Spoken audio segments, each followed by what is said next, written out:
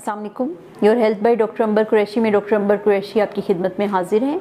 आज मैं आपको वक्फ़े के तरीक़ों के बारे में बताऊंगी। सबसे पहले तो मैं आपको ये बताऊंगी कि वक्फ़ा क्यों ज़रूरी है, तो और एक बच्चे से और दूसरे बच्चे के दौरान कितने अरसे का वक्फ़ा आइडियली करना चाहिए।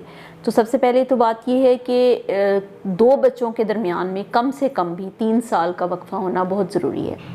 उसकी वजूहात क्या हैं? एक तो ये कि एक खातून एक बच्चे की पैदाइश के बाद बहुत सारी कमज़ोरियों और कमियों का शिकार हो जाती है।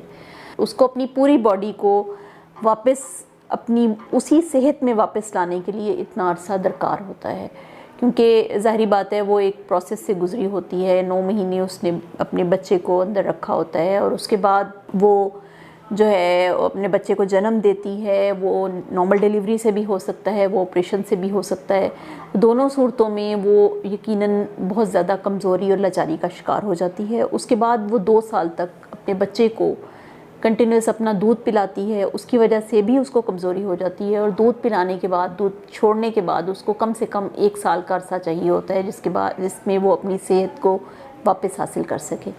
अब उसके बाद उसका जो बच्चा है वो चूँकि 2 साल तक दूध पीता है और इस 2 साल में उसको अपनी माँ की मुकम्मल तवज्जो, उसकी मोहब्बत चाहिए होती है। उसको चाहिए होता है कि वो उसको अपना फीड करवाए।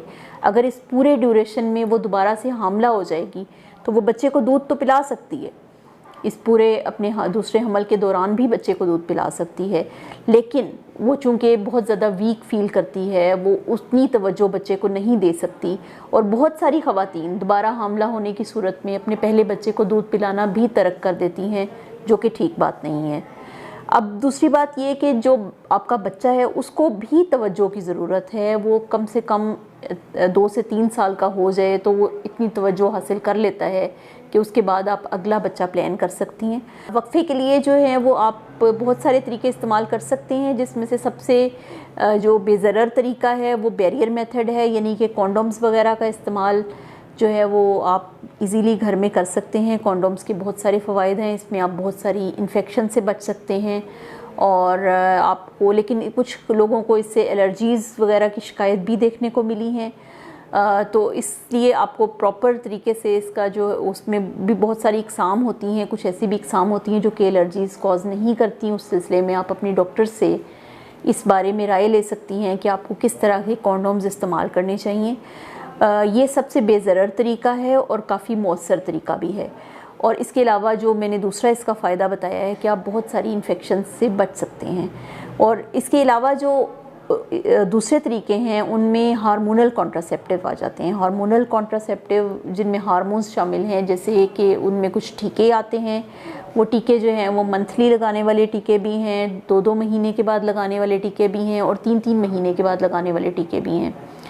और इसके अलावा जो है वो कुछ इम्प्लांट्स हैं जो कि बाजू के अंदर कैप्सूल हम इम्प्लांट कर देते हैं। उसके नतीजे में भी वो तकरीबन 3 से 5 साल के लिए आपका वक्फ़ा जो है वो कर देते हैं। वो इम्प्लांट्स जब रिमूव करते हैं तो दोबारा से आपकी फर्टिलिटी वापस आ जाती है और आप दोबारा से कंसीव कर सकते हैं। इन जो हार्मोनल इंजेक्शंस हैं और इम्प्लांट्स हैं, इनके साइड इफ़ेक्ट्स भी कुछ होते हैं, जैसे इससे कुछ ख़वातीन का वज़न बढ़ जाता है और इसके अलावा जो है उनको इरेगुलर ब्लीडिंग शुरू हो जाती है। उनको या तो उनके पीरियड्स रुक जाते हैं और या पीरियड्स आते हैं तो वो बहुत हैवी आते हैं या वो रुकते नहीं हैं, क्योंकि वो उनके अंदर ये जो हार्मोनल कॉन्ट्रासेप्टिव्स हैं ये हार्मोनल चेंजेस कर देती हैं। उसकी वजह से इनको ब्लीडिंग के मसाइल देखने को मिलते हैं। इसके अलावा आप ओरल कॉन्ट्रासेप्टिव पिल्स इस्तेमाल कर सकती हैं, जो कि एक पूरे सर्कल की तरह अपनी डेली की एक गोली इस्तेमाल करनी होती है।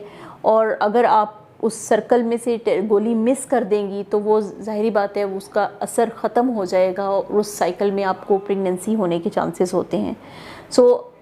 जो ओरल कॉन्ट्रासेप्टिव पिल्स जो कि सर्कल की शक्ल में होती हैं, जो कि जिनको हम कंबाइन ओरल कॉन्ट्रासेप्टिव पिल्स कहते हैं, ये आप बच्चे को दूध पिलाने के दौरान इस्तेमाल नहीं कर सकती। इसके अलावा कुछ और जो है वो ओरल या खाने वाली गोलियां हैं जो कि बच्चे को दूध पिलाने के दौरान आप इस्तेमाल कर सकती हैं। वो आपकी डॉक्टर जो हैं वो आपको एडवाइस कर देंगी कि आप ये वाली गोलियां इस्तेमाल कर लें। और जो सर्कल वाली गोलियां हैं उनका ख़ास ध्यान ये रखना होता है कि वो आपको मिस ना हो और आप उसको रेगुलरली एक टाइम पे लेती रहें। कुछ ख़वातीन को उनसे मतली और दिल ख़राब होने की शिकायत भी देखने को मिली हैं। कुछ लोगों को उससे थोड़ी बहुत इंटरमेंस्ट्रुअल ब्लीडिंग या स्पॉटिंग के भी अलामात देखने को मिलती हैं, जो कि इसके थोड़े से साइड इफ़ेक्ट्स होते हैं। लेकिन अदरवाइज़ ये एक बहुत ही कामयाब तरीका है और इसके नज़दीक इससे भी जो है वो आप अपना वक्फ़ा जो है वो आराम से मुकम्मल कर सकती हैं।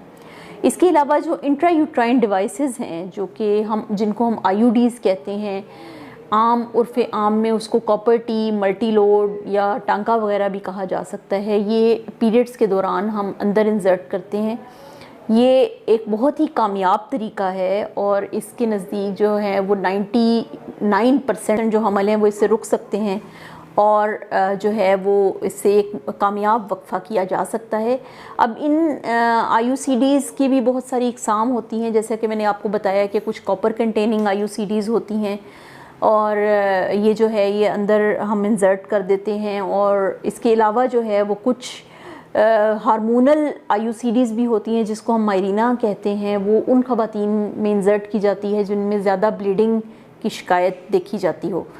अब ये जो IUCDs हैं इसके बारे में बहुत सारे मिथ्स हैं। बेसिकली वो मिथ्स मैं कवर करना चाहती हूँ। कुछ लोगों को बहुत ज़्यादा गलत फहमियाँ हैं कि ये जो कॉपर IUCD है इससे वज़न बढ़ जाता है, इससे जो है वो कई इन्फेक्शंस हो सकती हैं। इससे इन्फेक्शन तो हो सकती है, लेकिन अगर आपने प्रॉपर जो डॉक्टर से रखवाया हो, जिन्होंने हर तरह से जरासीम कुशी का ख्याल रखा हो आपको कॉपर टी इंसर्ट करते हुए, तो आपकी इन्फेक्शन के चांसेस बहुत कम होते हैं।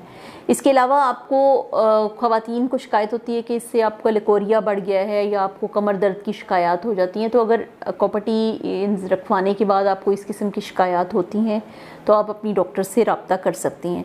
इसके अलावा जो है वो कुछ लोगों का ख्याल है कि कॉपर टी रखवाने के बाद आप दोबारा माँ नहीं बन सकती, या कॉपर टी रखवाने के बाद कुछ लोगों का ये भी ख्याल है कि कॉपर टी के बावजूद भी प्रेगनेंसी हो जाती है। तो ऐसा हो सकता है, लेकिन उसके चांसेस बहुत ही कम होते हैं। इसके अलावा बहुत अजीब किस्म के मिथ्स हमें कॉपर टी के बारे में सुनने को मिलते हैं कि जी ये दिमाग को चढ़ जाती है, ये पेट में ऊपर चली जाती है। तो डेफिनेटली इस तरह के साइड इफ़ेक्ट्स बहुत रेयर हैं और इतने कॉमन नहीं हैं, इसलिए ये एक कामयाब तरीका है। और ना सिर्फ जो ये IUCD है, ये डिलीवरी के फ़ौरन बाद उसी वक्त ही जिस वक्त डिलीवरी हो रही होती है उसके साथ ही हम पेशेंट के अंदर इंसर्ट कर सकते हैं।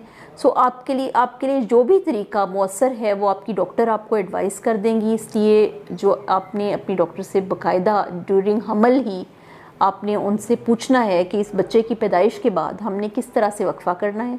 वो आपको उसका तरीका बताएंगी, उसके टाइमिंग्स बताएंगी कि आपको कब से ये वक्फ़ा स्टार्ट करना है। और अगर आपको किसी भी किस्म की कोई इसके बारे में क्वेरी हो तो आप नीचे कमेंट सेक्शन में अपना कमेंट दे सकते हैं। अगर आपको हमारी वीडियो अच्छी लगी तो नीचे दिया हुआ सब्सक्राइब का बटन क्लिक कर दीजिए और साथ दिए हुए बेल के आइकन को भी क्लिक कर दीजिए ताकि आगे आने वाली वीडियोज़ के नोटिफिकेशंस आपको बआसानी मिलते रहें। बहुत शुक्रिया।